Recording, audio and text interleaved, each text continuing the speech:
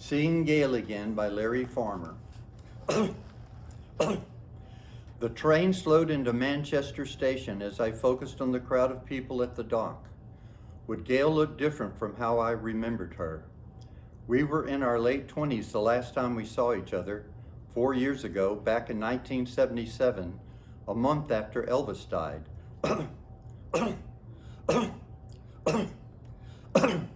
I knew I was a different person now.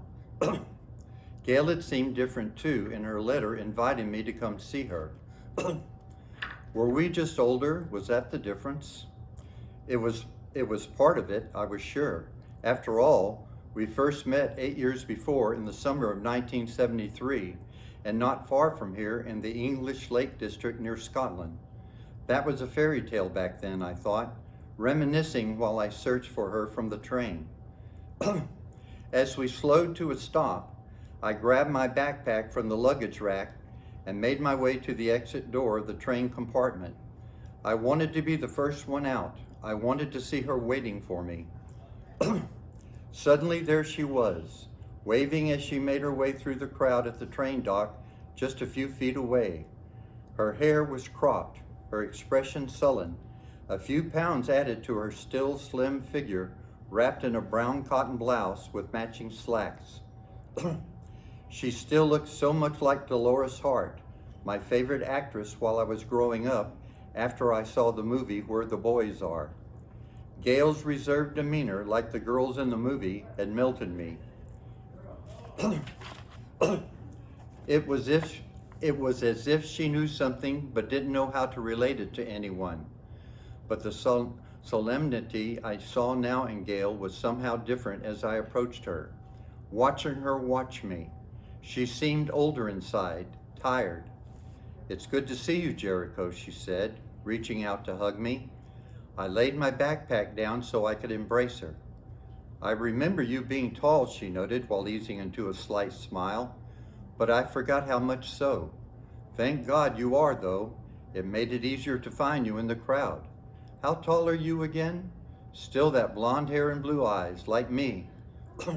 "Still wearing blue jeans after all these years, but sneakers instead of boots, and a t-shirt, Mr. Casual."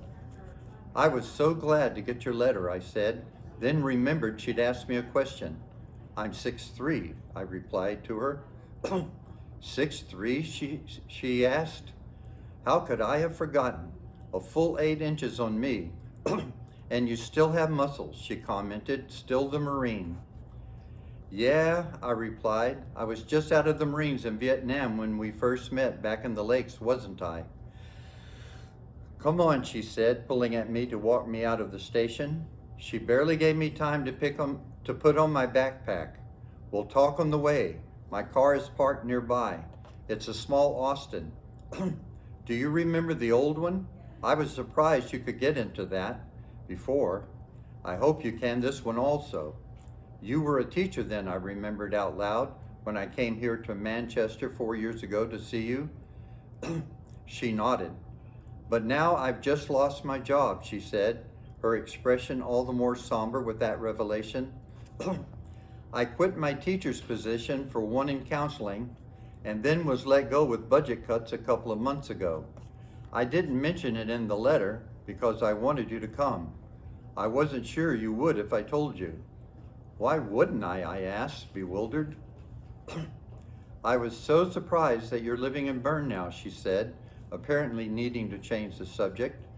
"That's just down the road from England, and you've been there since the spring. It's autumn now. It seems a waste of time, the entire summer not knowing each other's whereabouts." "I could have visited you. It took a fortnight as it was for my letter to reach your address in Texas and be forwarded to your new address in Switzerland." She stopped walking in order to hug me again, then looked up to kiss me. I had forgotten how a kiss from Gail made me feel. Special, deep, real. It touched me that she chose to kiss me so spontaneously. She wasn't the type to do so. It was as if the ice was breaking inside her and our former feelings were transitioning to the here and now. Somehow our past was renewing the present. I pulled back from her long enough to take off my backpack yet again, then returned to our embrace. I wanted more of this right now. I wanted to make up for the lost years all in one swoop, if I only could before we reached her place. I've dreamed of kissing you again, she said, looking up at me from our embrace. Like this, right here at the train station, as if we're part of an old-time movie. I was so reserved before I met you, and became so again after our separation. So I wasn't sure I could go through with it, but I wanted to renew us. I fantasized about meeting you again.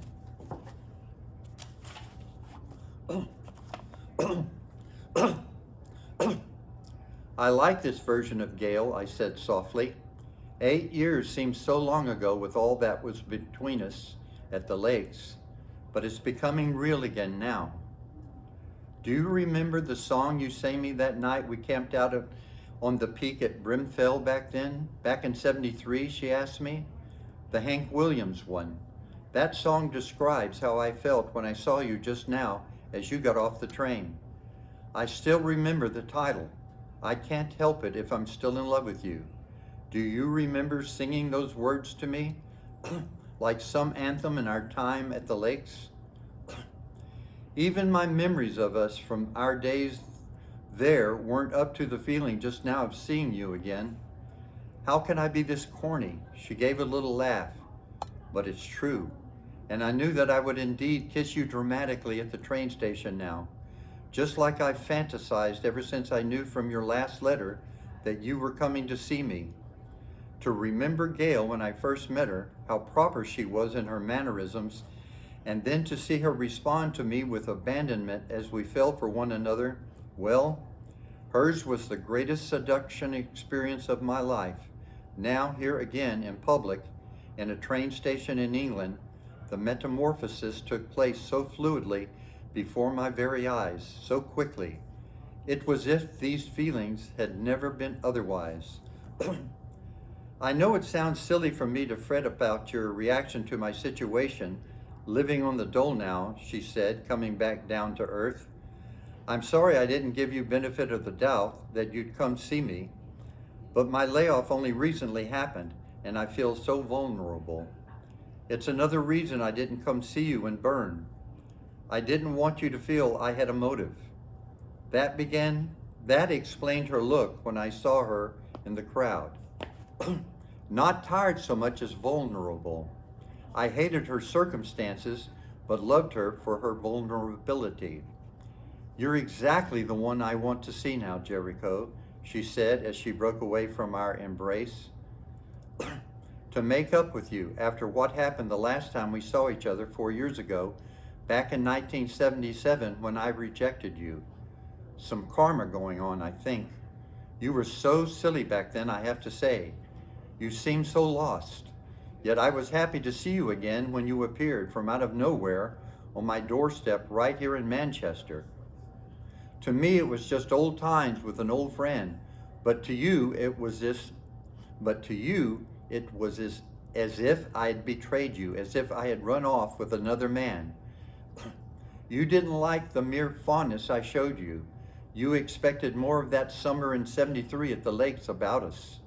Well, I thought we had moved on from all that. The memory of her rejection 4 years ago still stung me as she mentioned it. She reached down to pick up my backpack with a struggle and hand it to me. Let's continue on, my dear, she instructed. We'll talk in the car.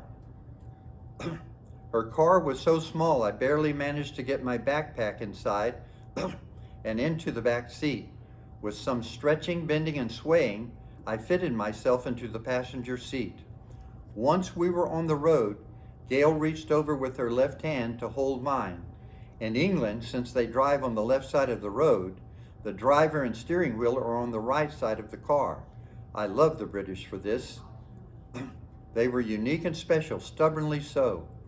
I'm glad you wrote me, Gail, I said to break the silence. She glanced at me as we shared a smile.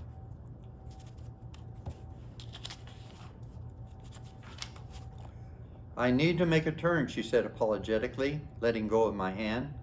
I love your hands, I said, still looking straight ahead, embarrassed at how it sounded.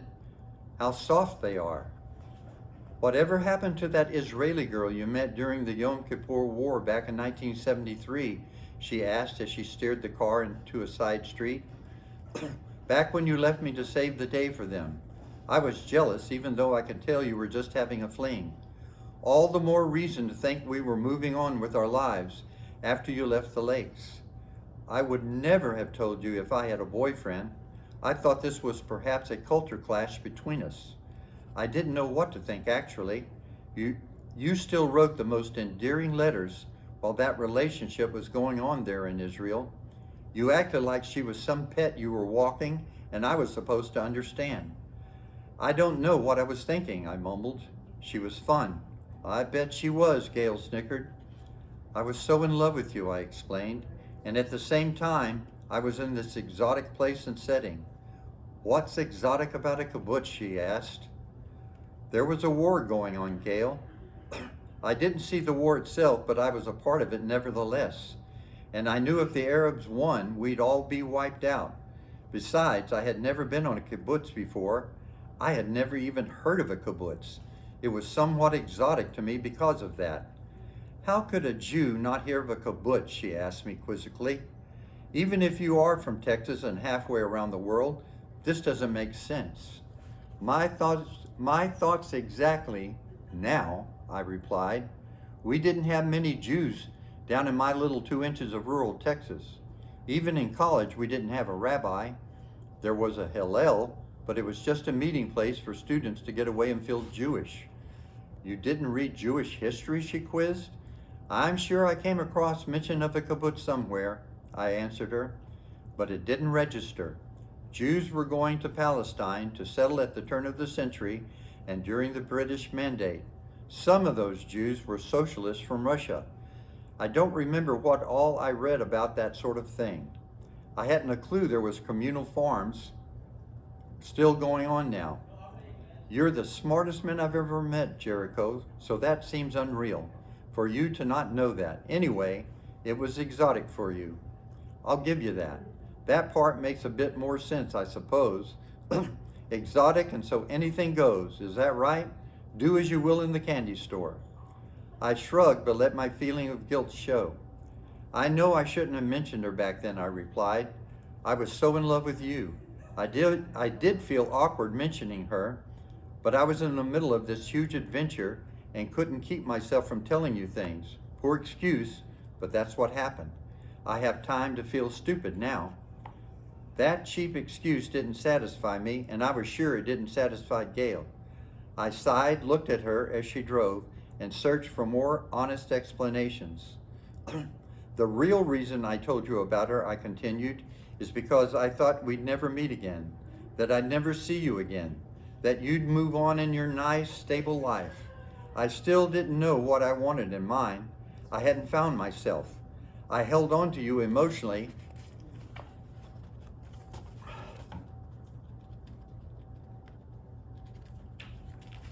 but felt I'd better forget you, that you wouldn't be there for me very long, and maybe I should find a Jewish girl while I was in Israel and seek my identity as a Jew. I looked at Gail meekly. I'm sorry. I ruined everything and deserved how you treated me when I looked you up here in Manchester 4 years later. A smirk appeared on her face, but then she shook her head in bewilderment as she switched on the blinker and turned her car into a narrow driveway in front of a white wood-frame cottage. This is me flat, she explained. It's small, but divided into two, a duplex, you would say. So it's even smaller where I live in my half of it. It's all I can afford now that I'm on the dole. She came to a stop, glanced at her wristwatch, then opened the door to get out. I followed her into her house, dragging my backpack along. I could never expect better from you, she said as we walked.